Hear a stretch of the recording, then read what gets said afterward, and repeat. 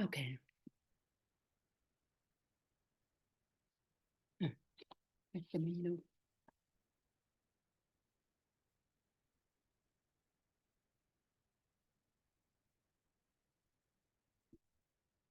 Okay.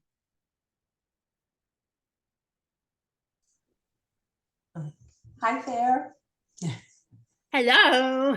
Hello. Can you see me and hear You me? want to have the video on or off? No pressure. Oh yeah, no, the video can be on, but I thought it was on, but you can't see me. But you can hear me No, I okay? could see a picture of your husband. Oh, okay. Well, let's see. Look on the bottom. You should be able to see stop video and mute. And click on don't video. Okay, hold on. Let's see what I can find here. Okay, Hello. there I am. Now you can see me. Yeah. Okay. I want to take the opportunity to thank you for communicating with me and figuring out a time to be on my podcast, which is called the Cat Chat Podcast. Well, thank you. I'm honored to be here. Before we go ahead and start, I'm going to introduce you to my interpreter. On top is Jill. She will be interpreting for me. The bottom will be Maria. She will be interpreting for you. Okay. Hi, everybody. Yeah. Okay. Okay. I see all of I'm you. not going to upload this video right away because I want you to have an opportunity to look at it and then get your permission for me to publish it on my podcast channel. Sure. Yeah, that's fine. That's fine. I want you to start off about you sharing your experience as a parent and alongside with the husband regarding to the traumatic, unfortunate event of Jonathan.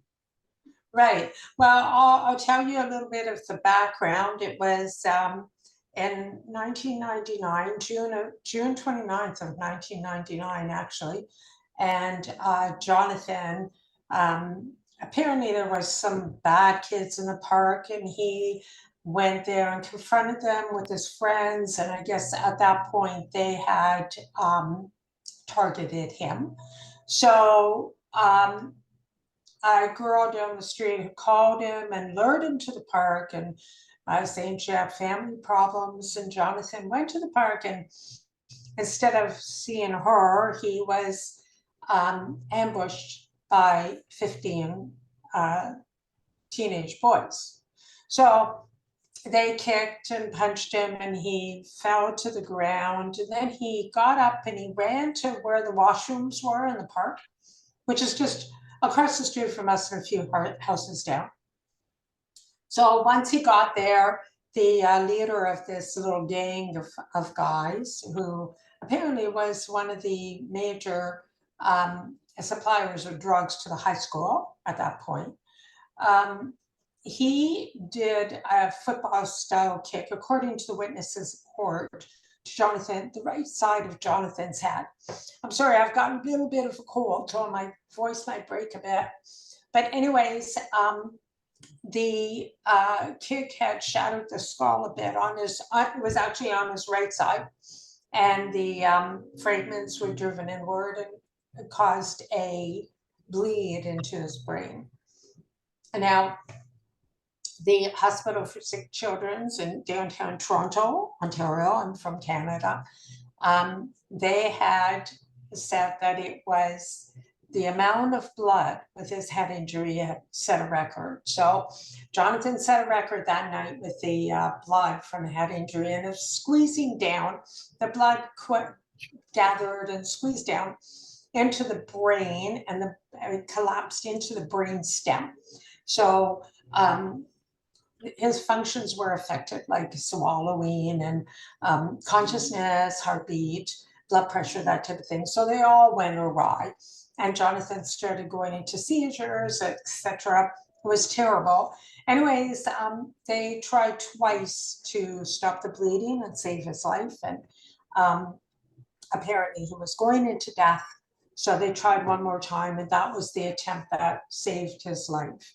So I still thank God every day for that, because our child was now alive, but we were far from being out of the woods. And there were months and months of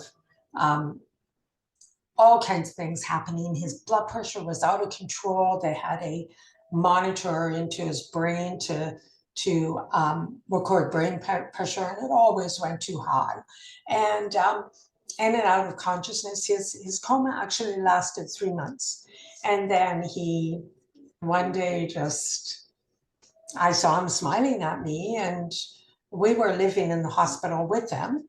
In fact, we even had the dog there behind us on the cot. Yeah. So he was smiling at me, and he was trying to form the letter O with his mouth. And I always told him, I was always talking to him in his coma, talking about various things and how he was going to get much better. Of course, never hearing that from any doctor, but I just told him that. And I told him that he couldn't talk, but that he would one day be able to start forming letters with his mouth. And it would be soon after that that he would be able to speak. So that's exactly what happened. He was forming this O with his mouth. And the next thing you know, he said, "Hi, Mom." It was hardly audible, but it was absolutely wonderful. And pretty soon we had the entire hospital in our room.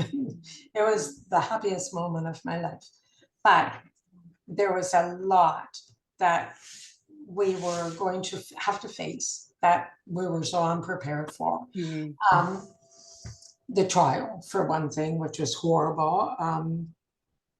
I could go on and on, but I just, for the believe me, I purposes know. of We had time. a trial for 7 years, and we finally closed our chapter with the trial with 4 different lawsuits closed. Yeah, Yeah, I know how the I- trial experience and with you were pretty much similar, but different scenarios when it comes to brain fracture, skull fracture, brain bleed, brain injury, and recovering. So yeah, I'm right yes. there with you, Lozanne. Yeah, it's a real difficult road to travel.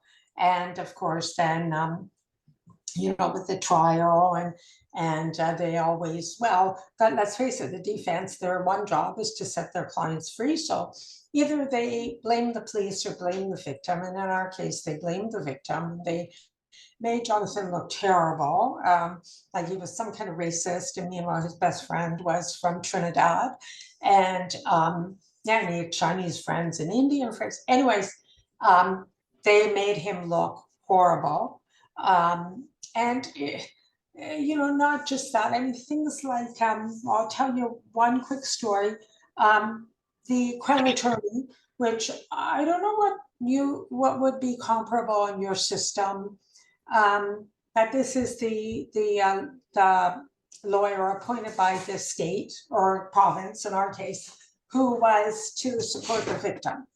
So she approached us and said, well, the defense and the families of the young boys who attacked Jonathan are going through all of Jonathan's school records. So we said, why? Well, they're trying to dig up dirt on Jonathan. They're going through your records too, by the way. So we said, okay, go through. So are you going to go through theirs? Oh, no, she said, I can't go through theirs. That would be against the law. I said, well, so they are allowed to go through all of our records. And we are not on trial. They're on trial, but you can't go through theirs. And she said, no, it's against the law. I can't touch anything, any of their previous, well, not just criminal offenses, but anything they've done in the past. So it just shows you how unbalanced the system is. The criminals are way up here and the crime victims are way down there. And in this country, as far as rehabilitation goes, there's so much that's available to the criminal. For example, the counseling for criminals is free. They can talk to anybody they want at any time. They have unlimited counseling. Victims have to pay for their own counseling, and here at that point it was $2.25 an hour. We couldn't afford it because Joe had to quit his job because we were just focused on Jonathan's care. So we didn't have much money coming in, so we couldn't afford it, but so we couldn't get counseling. And there is a criminal injuries compensation board set up in Ontario, but we never got any money. So, they don't give money out to anybody. They're supposed to the crime victims, but I don't know if anyone who got even a cent, and that includes us. We didn't get anything. So it is just so unbalanced. The system is so unbalanced here. So my husband and I, we formed the foundation, Canadian Crime Victim Foundation, and we still, now actually he was appointed to the parole board here in Ontario, so he had to step down. So now I'm running it, and we still do whatever we can to support the victims of crime. But there's only so much we can do, and we don't have much funding. So they are basically on their own, and they basically have very, very little support. So I'm hoping to do something in this area. You probably know that our Prime Minister is Justin Trudeau, who is, as far as it goes for crime victims, he is a waste of time because he only cares about the criminals. He does not care about the innocent victims of crime in this country.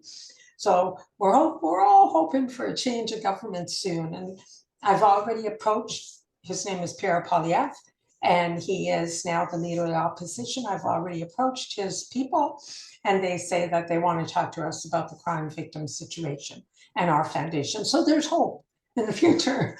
There's hope. But as far as Jonathan goes, things are in fact even worse. And I think I was touching upon this, Kat, when I emailed you. Yeah. Do you want me to go into that at all, or Sure, you want to. Okay. One question about that. Sure. I know Canada and the United States are different with Yes.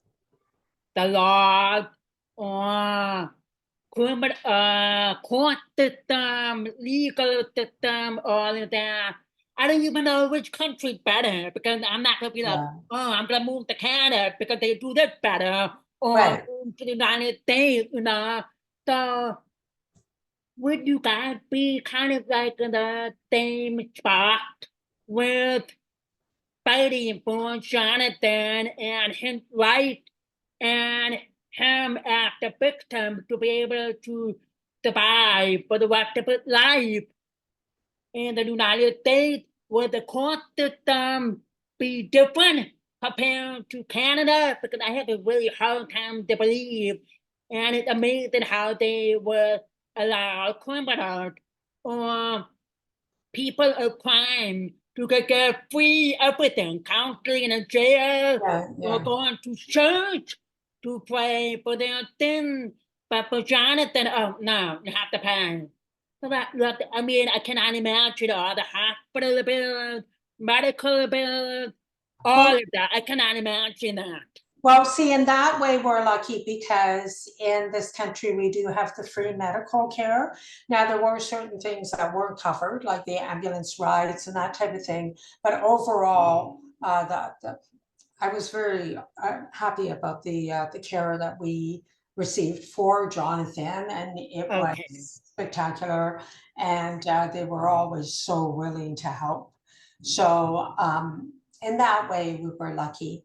But of course, as far as justice is concerned, well, back then it was a different government, and there was a leader that we had. His name was Stephen Harper, who was he was prime minister for quite a while, and he was very sympathetic with regards to the victim situation.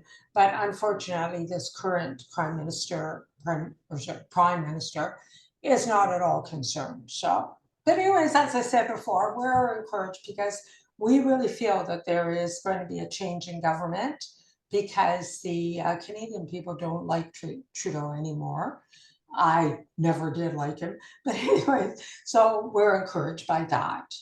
But anyways, in regards to the other issue, what happened was, so Jonathan was badly in need of counseling. We tried to get counseling for him. Mhm. Again, it would, finances were an issue, but we did find some that would have been appropriate, but Jonathan just refused to talk to them. So we said, okay, do you want to find a counselor on your own and we'll pay? So he was able to find at the university he went to, it's called York University, and I went there as well. I graduated with a Bachelor of Science. He actually graduated with a Bachelor of English. So even with the brain injury, he was able to do that. So we were very proud of him for that. But unfortunately, he went to a counselor there. He went to the free counseling department, not the psychology department, which would have been so much better. But he went to the free counseling department and hooked up with a social worker that used a therapy on him called EMDR, which is contraindicated for any kind of frontal brain damage. And Jonathan had a few lobes involved, but one of them was frontal. So what happened from that was that he developed false memory syndrome and now believes that we attacked him, me and my husband, and he will have nothing to do with us. So this is horrible. This is even worse than the attack, because during the attack he was with us and now we don't know where he is. Well, we figure that he's somewhere in Ottawa, which is east of us here, still in Ontario, but just before the Quebec border. We do have a few friends in the RCMP, so Royal Canadian Mounted Police, they're called. So they were able to locate him, and he apparently is there. But we don't know how he's doing. We don't know, if he's sick or if he's okay, how he is emotionally, how he is financially. We have no idea, and this is causing horrible pain to me and my husband. It's been 10 years, and it's horrible. I miss my son horribly, horribly every single day. So every day I am trying to, besides praying constantly, I am trying to figure out some way to get him back, because I want him back. I want my beautiful blue-eyed boy back. I want him back in my life. I want him to talk to me and my husband, and I want to see him again. And that's what I want.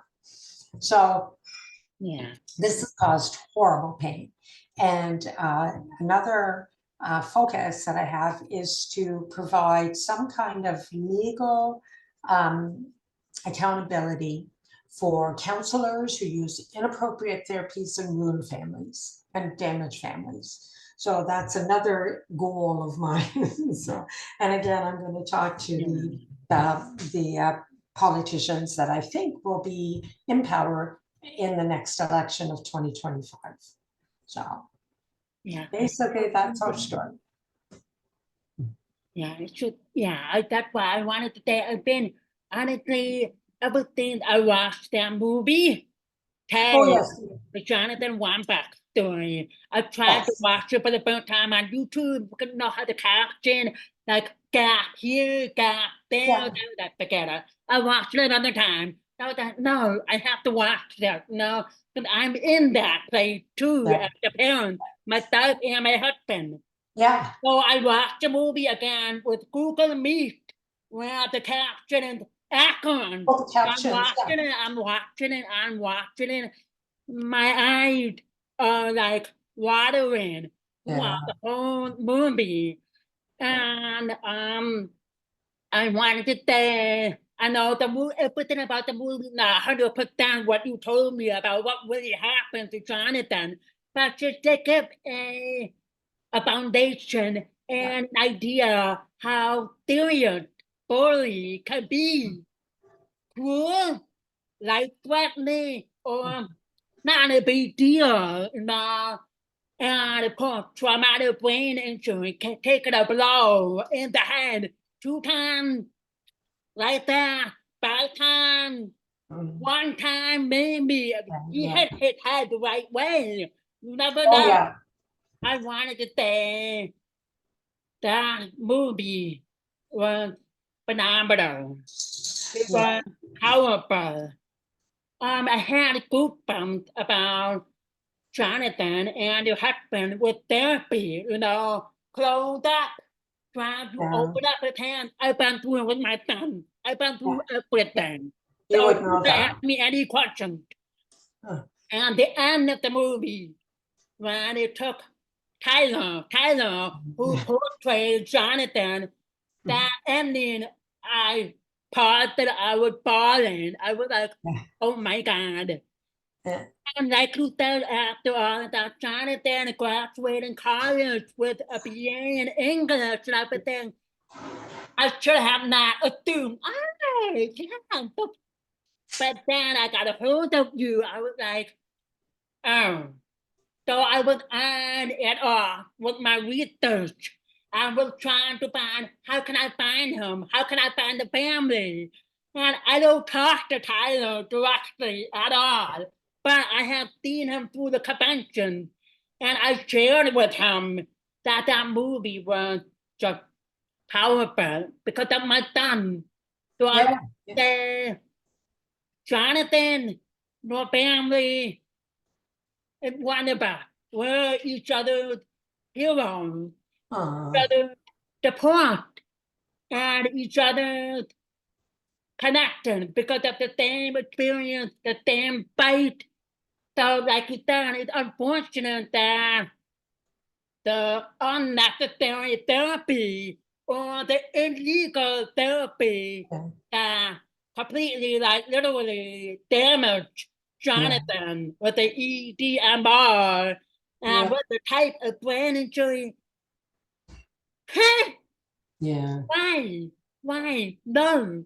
Because like I said, I wish somewhere down in the future Yeah. I would be able to come terms and become a family once again. Because Yeah. Yeah. That's my anything, hope. I have Yeah. to say he's phenomenal. Yeah. Well, in regards to the movie, while we were there for most of the scenes, actually, you can see Jonathan. He's in a few scenes. There was a hospital scene Yeah. where, yeah. I thought I was tired of walking like that's how it is make a bet. I bet you can walk through that. So I thought I made on Yeah, and oh yeah, that's that Jonathan. was So it's Jonathan. really nice how they can have incorporate a little bit of Jonathan in the movie. And there was another scene where Tyler was trying to eat with this fork, and they showed Jonathan, and he was laughing. And then there was a third scene, I think when they were in the gym or something. But Yeah. Tyler did a great job. Yeah, he's a great guy. Tyler is such a great guy. And Yeah. actually, we got to know his entire family, and I still text his mom all the time. So Yeah. Tyler's a great guy. And Jonathan, I think, still keeps in touch with Tyler as well. We were also in touch with the family of the girl who, her name is Charlotte Sullivan, but in the movie, I think her name was Courtney. I think Courtney. So I'm in touch with that family as well, Charlotte's mom. And we were also in touch with the actor who portrayed Joe, but unfortunately, I think it was 3 years ago, he died of cancer. So, but we were in touch with him as well. The one who played me, no, Really I nice. don't really see her, but we do see the rest of them. So it was a great movie. We still do see the director and producer. Um, and it was actually my cousin who was one of the assistant directors. So yeah, we still It's really nice because are in touch. everybody who was involved with that movie basically from Canada. So you have a little bit of connection and whatever with that movie. That was really amazing.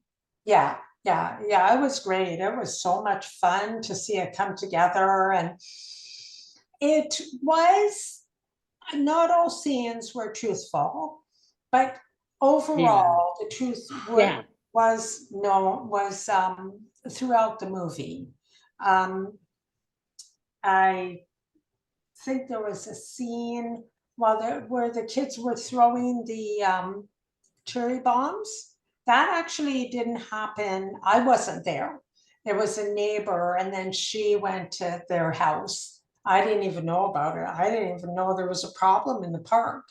But Jonathan informed me after that, yeah, there was a big problem in the park. I didn't even know. And there was a few other scenes that were really not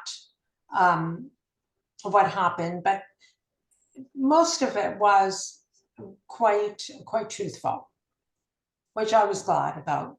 You know, they always add these scenes for dramatic effect. yeah, They add little things for dramatic effect. But for instance, when Jonathan was injured that night, I was at my brother's house with my father, and I suddenly became I started having a panic attack actually. And I said, Dad, I have to get home. And he said, Why? We just got here. And I said, I really have to get home, Dad. I'm sorry, but you got to drive me home. And when I got home, I right away, I charged into the house. I didn't have my keys. I didn't have my keys with me. So I had to knock on the door, and Jonathan's friend answered. And I thought, what's he doing here? And I thought, something's wrong. Something's wrong. Then I said, where's Jonathan? He's upstairs with the headache. And when I saw Jonathan, he was white. He was unconscious, and he was sweating so profusely. It was like his pillow was drenched with sweat, and I knew something was very wrong. So I yelled for my husband, and right away Joe sprang into action and he called for the ambulance, and they were there like in 2 minutes and taking my son down the stairs on a stretcher, and I heard them say the left pupil is enlarged, and I knew that meant stroke. And because I did do some nursing at U of T, University of Toronto. So I knew what that meant. So then I heard other things, and we were, Joe went in the ambulance. They would only allow one parent. So I followed behind. And when we were in the emergency, I said, is he going to be okay? And the nurse said, we don't know, we're sorry. So, oh my God, that was like, I mean, you could have just died. I was ready to faint. And then we were transferred to the hospital downtown because they had better facilities especially for teenagers and children. And Jonathan was 15 at the time. So we were transferred there. And that's where the wonderful team of neurology and a visitor from Australia, actually, they operated on Jonathan together, and they saved his life. So thank you for them. And I'm sure, you had a similar experience, and you know about that too, and that pain. And, just for a month in that hospital, I just remember just walking the halls up and down. Is my son is he going to die now? Is now the time when Jonathan's going to die? Because something else would go wrong, and something else. And I was never certain if he would be okay. And even when we were transferred to the rehabilitation hospital, I still was not sure if Jonathan would survive. Within time, we realized that he would, and especially 3 months later when he woke up from his coma, we knew, okay, well, he is going to survive. But they said we don't know if he's ever going to become conscious again. So then we had to wait for that to see if he would become conscious. So it was a constant waiting, constant, as I'm sure you know about yourself. So yeah, it's very hard when something happens to your child, and it's, you know, your life can change in a moment, as we know, and you know, and all of a sudden your life is just just it just everything shatters, and you're in a constant state of panic. You don't know what to do, and you just start falling apart, as I did. In the hospital, I did fall apart, um, but I was always there for Jonathan and my husband too, and we would not leave his side. We basically stayed in his room. And then, as I said, when we went to the rehabilitation hospital a month later, we even had our dog there. We were all there with Jonathan. Yeah. So, And then one more question, and then I'm going to turn over to you. You want to share anything me or ask anything? okay. How did you and your husband during that time and after when Jonathan's back home trying to get through his life normal? I know not happen right away. So how did you guys like think about I'm gonna fight for this. This got to stop. We need to find improvement. We need to find laws. We need to find something to prevent it from happening or to help the victims as well as the criminals. Okay, but the victim and the legal, so how to do fight for it and how to do spread the awareness. Like you said, you mentioned you set up a foundation with the victim families and supporting for the funds that they need to live their life, or they need for counseling, or they need for whatever it is. Yeah. Okay. So, in the very beginning, people started writing to us, and we actually got about 8,000 emails, and a lot of them were victims. So, Joe, my husband, is a very smart man, and he started researching the laws. He started researching the services that were available for victims, and he was very disappointed in what he was finding. So he started to talk to the politicians early. In fact, I think this started before Jonathan was even conscious. So during his coma, Joe would every night he'd have his laptop, and you know, Jonathan and I would be asleep, and Joe would be up all hours of the night researching and reaching out to people and learning more and more and more about the system. Then he started going to the politicians, and then he actually ran for politics himself. This was after Jonathan became conscious. Um, Now, he didn't get in, but what happened was we had a lot of followers. So we were able to, at that point, switch our thinking from being politically active to starting a foundation. And you know, once we started thinking about our foundation, it was funny how everything fell into place. And all of a sudden, we had a foundation, and all of the legal hassles you had to go through to start a foundation, it went so smoothly. It just like everything was meant to be. And within just a very short period of time, we had the foundation. And our focus was to support the victims of crime and to encourage the lawmakers to make the legislation better around the victims' struggles. So more victim-centered legislation. So we were actually able to do a lot of that. And as I mentioned before, the previous Prime Minister, Stephen Harper, was very sympathetic to victims. So Joe even worked with him before. I'm sorry, but this idiot got in. I'm sorry, but I don't like our Prime Minister. But anyways, before he got in, Joe was working with the previous Prime Minister to create a Victims' Bill of Rights, which of course Trudeau has done nothing with. but it is in Canadian law. As soon as there's a change in government, we want to start working on that again, convincing them to make that better and better for the victims. Now, hopefully. Now, another thing that we did was, well, there's two other things. First of all, we started a program where we would give scholarships to direct victims of crime or siblings of homicide victims. So our first award of $25,000 went to isn't it funny? I'm having a brain thing. I'm old, so the name has escaped me. Mahaffey was his last name, but Leslie Mahaffey was murdered by Carla Homolka,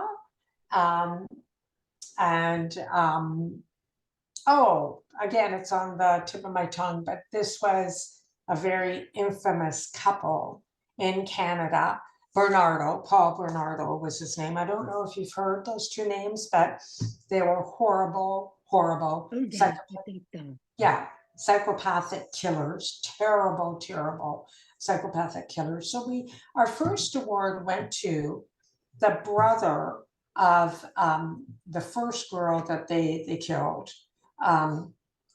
And he became a helicopter pilot, which was his dream.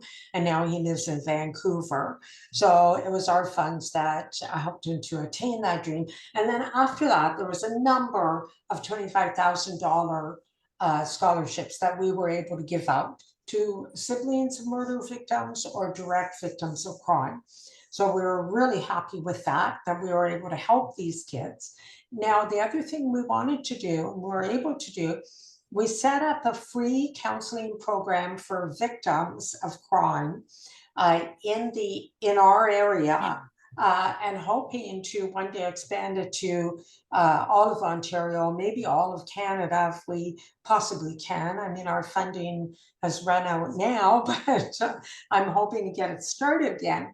But we've been able to help a number of crime victims that way. So they were able to get the free counseling. And in fact, the last bit of our funding just went out to a woman whose son was killed horrifically. Oh, I mean, these monsters, they tortured him and then set him on fire while he was still alive, this 15-year-old boy. So the mother is just beside herself, and every year that goes by, she gets worse. So I was so happy that the last bit of funding was able to go for her. And I made a deal with York University so that they would even kick in extra sessions. So her session started on February 7th, and now she's into the counseling. So I was so happy to be able to do that.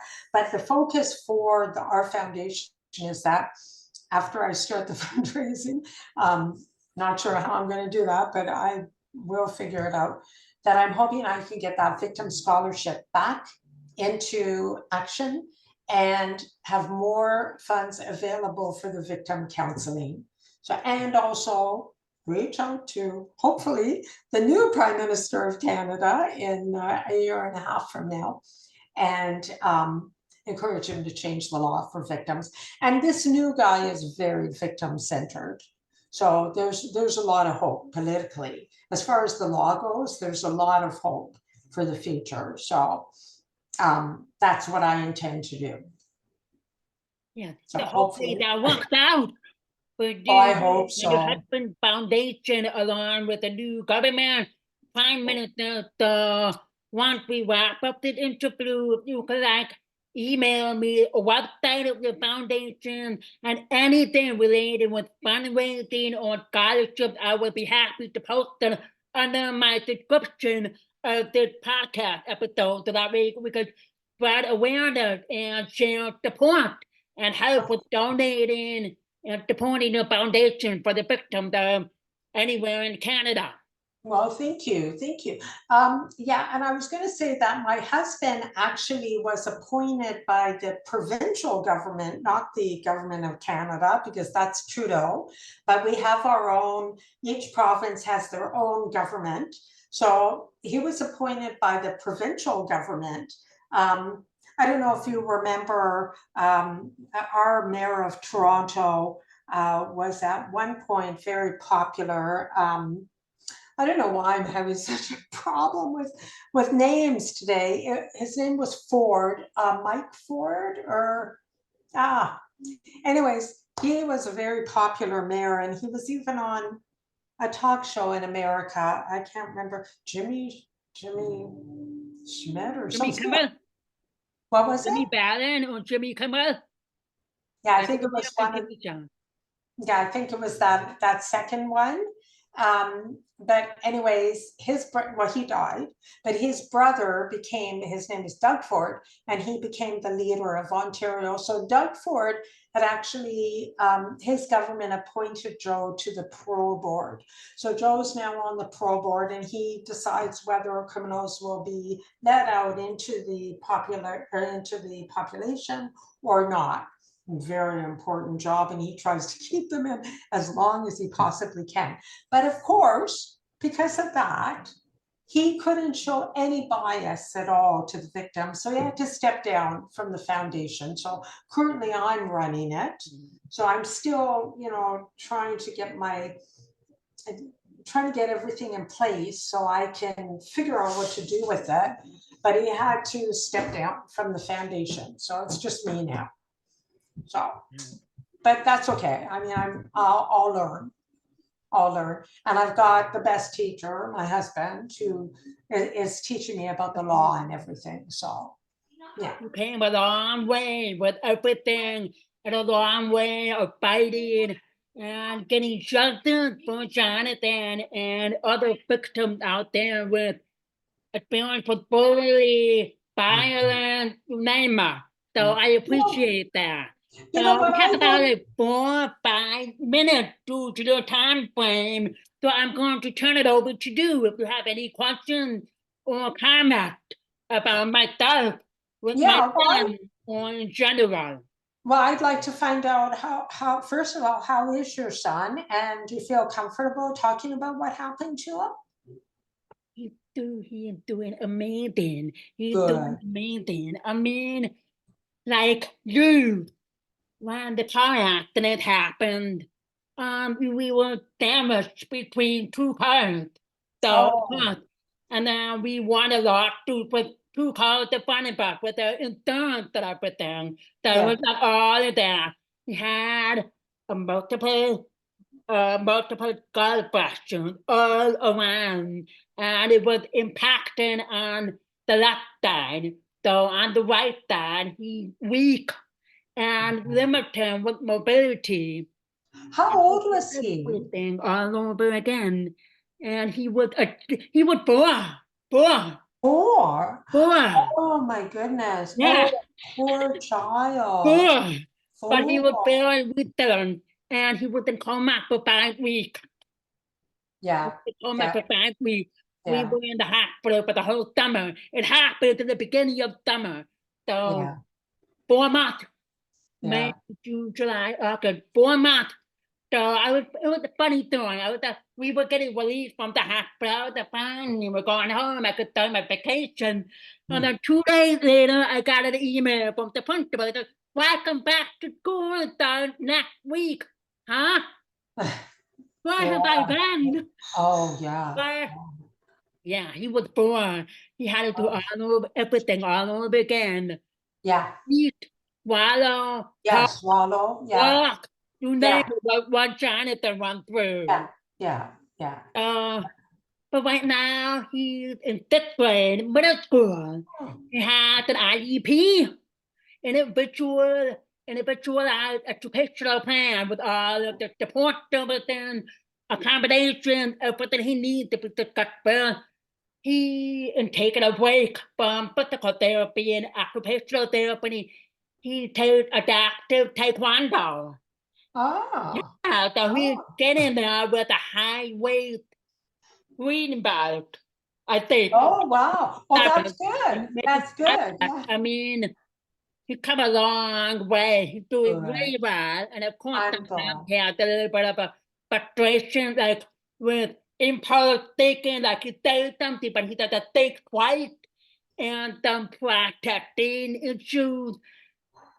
But, and the doctor, I don't know when he's gonna make a full recovery. I was like, I'm gonna be honest with you. I'm a mom. I know he's not gonna make 100% Yeah. recovery because traumatic brain injury comes from a spectrum. Yeah. He could be great now, go off to high school, college, and he could have a setback with the development of the brain, whatever it is as he grows. So I'm Yeah. not looking at my son right now, and I'm thinking about Jonathan and how he was able to go to college and he Yeah. was able to graduate. Yes. Just, wow, And I just am amazed. So again, forgive me for assuming, oh, he's doing okay when you yeah, I know. struggled Yeah. and is Yeah. fighting his own demon Yeah. because of all of the wrongful therapy. Yes. Yeah. It's really sad. I should hope he continue to fight his own way, his own pace, and eventually, hopefully, he will have a open mind or sense of knowing that he had family out there. But I'm you, hoping. but Joe, Yeah. I'm hoping. yeah. So that's pretty much the mini story of what happened with my son. We've been through so much. Well, So much. I'm I glad have a he's daughter doing too. well. She's in 8th grade. So it's been a progress. It's been Yeah. a long road. Oh, yeah. Yeah, I know. I know. But I'm glad he's doing well. Yeah, Yeah. I'm definitely. glad. Yeah. Any more that questions or anything you want Um, to share? I I know I think we're good. If you're okay, I think we're good. And thank you for allowing me to talk about my favorite subject, Jonathan. so Yeah, so our favorite subject too, no our problem. favorite. I That's probably right. see the video, go back and start crying again, and to Yeah, watch the movie again, and try to put the pieces together. yeah, yeah. So again, I want to appreciate your willingness and your time coming on here at the Cat Chat podcast, sharing the story and the importance of being your child advocate for the rest of their life so they can be successful and live their life as normal as they can get, Yeah, even with some bumps or challenges along the road. yeah, yeah. That's right. And thank you so much for again for allowing me to share everything with you. And thank you for having me on your podcast. This is great. Well, I wish you nothing the best for the future and your advocate for the foundation. And I will pray for you, for Joe, and for Jonathan. Thank you, Kat. Thank you so much. And I will pray for you too and your son that he continues to uh, do well and that you're okay too. Yeah, and your entire but, family. Okay. yeah, but thank you. I hope you have a great evening. Thank you for being here again. My pleasure. Bye-bye. Bye. Bye, everybody. Thank you.